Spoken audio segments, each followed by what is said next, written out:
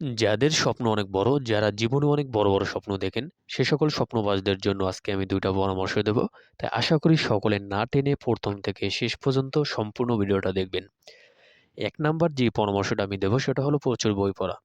আপনি যদি আপনার কাঙ্ক্ষিত লক্ষ্যে পৌঁছাতে চান বা আপনার আপনি যেই লক্ষ্যে পৌঁছাতে চান বা আপনার জ্ঞানের পরিধি যদি বৃদ্ধি করতে চান, তাহলে আপনাকে প্রচুর বই পড়তে হবে। প্রচুর বই পড়া ছাড়া কোনো বিকল্প নেই।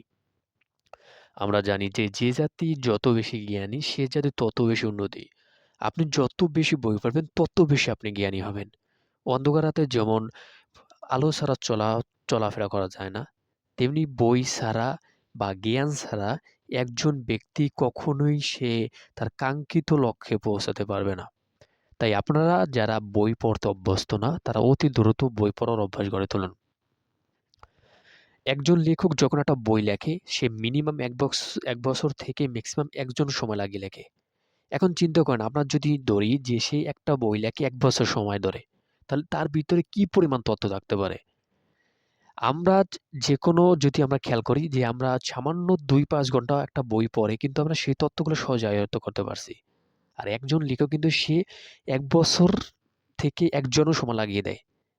এখন ধরেন যদি আমরা যদি মনে করি যে একটা বইয়ের ভিতরে ১ বছরের অভিজ্ঞতা আছে।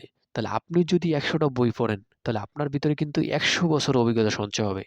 আর যে ব্যক্তির ভিতরে ১০০ বছর অভিজ্ঞতা থাকবে, সে কিন্তু সবার থেকে এগিয়ে থাকবে। তাহলে নিশ্চয়ই বুঝতে পারছেন যে বই পড়ার অভিজ্ঞতাটা কি?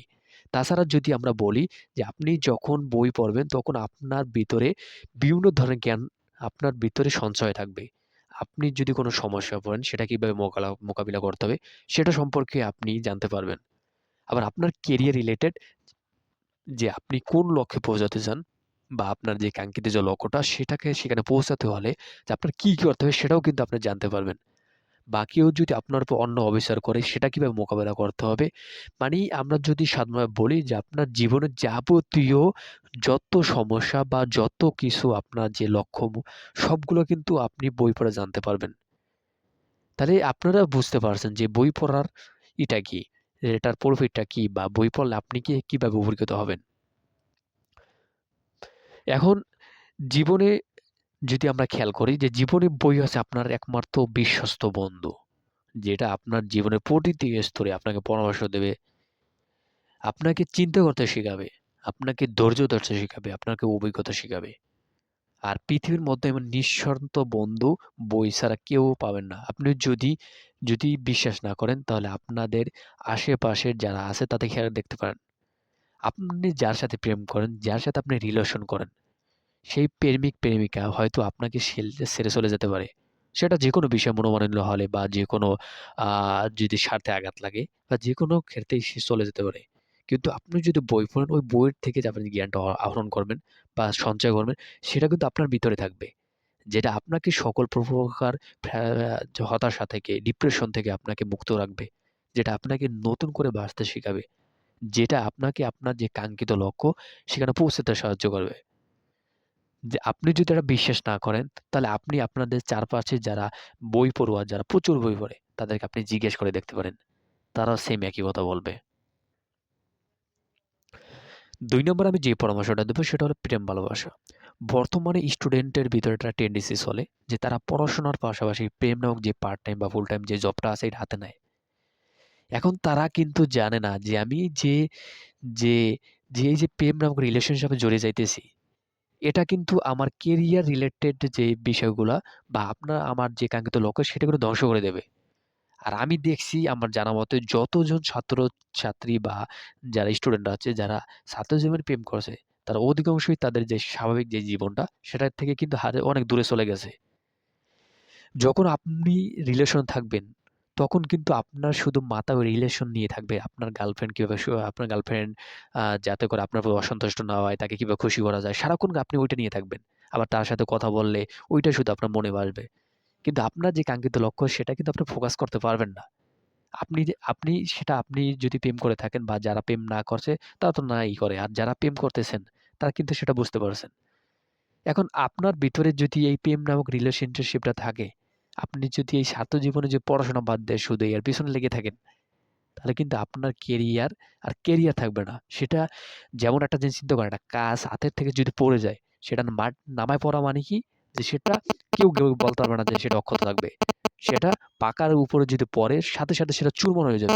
তেমনি আপনি আপনি যে রিলেশনে জড়াইছেন এটাও কিন্তু আপনার কেরিয়ারকে ভেঙে চুরে চুরমার করে দেবে। গরম আগুন যদি এই যে কয়লা, আমরা যেটাকে বলি কয়লা, এই যে আগুনের শিখা সেটা যদি আপনি হাতে রাখেন, এখন আপনি যদি বলেন যে এটা আমার হাতে পুড়বে না। তা আপনি দেখবেন আপনি যখন হাতের উপরে নেবেন, তখন কিন্তু এটা আস্তে কি করবে? আপনাকে ক্ষত সৃষ্টি করবে, আপনাকে পুড়িয়ে ফেলবে। তেমনি রিলেশনশিপে আগুনের মতো। এটা ধীরে আপনাকে ধ্বংস করে ফেলবে। তাই এখনো সময় আছে। আপনারা যারা রিলেশনশিপে জড়িয়ে আছেন তারা ফিরে আসেন। আপনি যদি ফিরে না আসেন তাহলে আপনার যে স্বপ্ন যে ডাক্তার, ইঞ্জিনিয়ার, মাস্টার্স বা অন্যান্য সেক্টরে যেই সকল স্বপ্নগুলো আপনি দেখছেন, সেই সেগুলো কিন্তু কখনো পূরণ হবে না। আপনি এখনই বেরিয়ে আসেন। এখান থেকে বেরিয়ে এসে আপনার যে লক্ষ্য, যেই কাঙ্ক্ষিত যে লক্ষ্যটা, সেই লক্ষ্য পূরণের জন্য আপনি এখনই প্রচুর সময় দেন, প্রচুর কাজ করেন।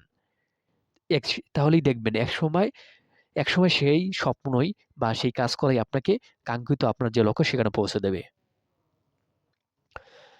আর যারা এই যে অনেকে দেখি যারা শুধু ওই যে গার্লফ্রেন্ড, বয়ফ্রেন্ড পড়াশোনা বাদ দিয়ে শুধু এগুলোর সাথে লেগে থাকে। তারা কিন্তু আস্তে তাদের স্বাভাবিক যে জীবনটা সেটা থেকে সে দূরে চলে যায়। অনেকে আছে যে অনেকে দেখি বলে যে, "বন্ধু তুই তো প্রেম করতে পারছ না। আমি তো অনেক সুন্দর একটা মেয়ের সাথে প্রেম করি।" কিছুদিন পরে তারাই কিন্তু বলে যে, "বন্ধু আমি তো জীবনে বড় একটা ভুল করে ফেলেছি। আমি ওর সাথে রিলেশনশিপে জড়িয়ে অনেক ধরনের ভুল করে ফেলেছি। এখন আমার কেরিয়ারই শেষ।" সে তখন নেশাগ্রস্ত হয়ে পড়ে। বিভিন্ন ধরনের অপকর্মে জড়িত হয়ে পড়ে। তার কখনো কিছু বলে না। সে মানে ডিপ্রেশনে একটা সর্বনিম্ন পর্যায়ে চলে যায়। এরকম কিন্তু ঘটনা অহরহ চলতেছে। এখন আপনি যদি রিলেশনশিপে নাই জড়ান তাহলে কিন্তু এই জিনিসগুলো আপনাকে কখনোই ডিপ্রেশনে নিয়ে যেতে পারবে না। তাহলে আমি যে ২ টা পরামর্শ দিলাম, ১ নাম্বার পরামর্শ দিছি হচ্ছে প্রচুর বই পড়তে হবে। কি জন্য? আপনি যখন প্রচুর বই পড়বেন, তখন প্রচুর জ্ঞান অর্জন করতে পারবেন। আর যখন প্রচুর জ্ঞান অর্জন করবেন, তখন কিন্তু আপনি আপনার যে কাঙ্ক্ষিত লক্ষ্য, সেই লক্ষ্যে আপনি অটোমেটিক খুব সহজে পৌঁছে যেতে পারবেন। বা যেকোনো সমস্যা যেকোনো কিছু আপনি সহজে সেটা সলভ করতে পারবেন। আর ২ নম্বর যে ব্যাপারটা সেটা হলো যে রিলেশনশিপ না করা। যেই রিলেশনশিপে জড়াইছে সেই তার কেরিয়ার ধ্বংস করছে। আমি আপনাদের বলতে পারি যে রিলেশনশিপে ঢোকা মানি তার কেরিয়ার ধ্বংস করা। কেউ যদি আমার সাথে বাজি ধরে যে, "না ভাই, আপনি ভুল বলছেন।" তাহলে তার সাথে আমি বাজি ধরতে রাজি। আমি দেখছি আমার ফ্রেন্ড সার্কেলের ভিতরে অনেকে রিলেশনশিপে জড়াইয়া তার কেরিয়ার সম্পূর্ণ ধ্বংস করে দিয়েছে। তার যে ডাক্তার, ইঞ্জিনিয়ার বা অন্যান্য সেক্টরে যাওয়ার যে স্বপ্ন ছিল, সব ধ্বংস হয়ে গেছে।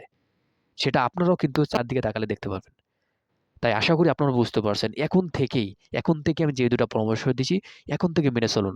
কিছু আপনি যত বেশি লেট করবেন, তত বেশি আপনার কেরিয়ার বা আপনার লাইফ পিছনে চলে যাবে। তাই এরকম নিত্য নতুন ভিডিও যে লাইফ রিলেটেড যে নিত্য নতুন যে ভিডিওগুলা আপনি যদি পেতে চান, তাহলে এখনই সাবস্ক্রাইব করে রাখুন এইচ স্কুল। এখানে আপনার যে কেরিয়ার রিলেটেড এবং একাডেমিক পড়াশোনার বিভিন্ন ধরনের কনটেন্ট আপলোড দেওয়া হবে, যেটা আপনার কেরিয়ারকে উচ্চতার থেকে আরো উচ্চতর লেভেলে নিয়ে যাবে। তা আশা করি সকলে বুঝতে পারছেন। এই ভিডিওটি সবার দেখার জন্য সবাইকে ধন্যবাদ। সবাই ভালো থাকবেন।